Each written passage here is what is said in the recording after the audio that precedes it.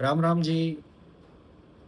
आप सब ने श्री हनुमान जी के जन्मोत्सव के इस पावन पर्व की हार्दिक शुभकामना। हालांकि बहुत सारे बुद्धिजीवी गुणीजन न्यू लिखेंगे श्री हनुमान जी की जयंती जयंती मनाई जाया करे जब मरणोपरांत आप किसी का जन्मोत्सव सेलिब्रेट कर रहे हो, उस समय ये शब्द प्रयोग हो है। श्री हनुमान जी उन 7 चिरंजीवियों में हैं जो मुख्य रूप से जो है आगे चल के श्री कल्कि जी के साथ मिलकर कली का संहार करेंगे। तो यहाँ पे श्री हनुमान जी के जन्मोत्सव की पावन पर्व की हार्दिक शुभकामनाएं इस प्रकार से लिखना चाहिए।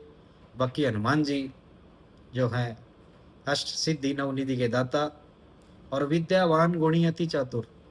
तो विद्यावान विद्वान नहीं लिखा, विद्यावान अष्ट सिद्धि नवनिधि के दाता हैं। आप सबके मनोरथ पूर्ण करें। जय श्री राम।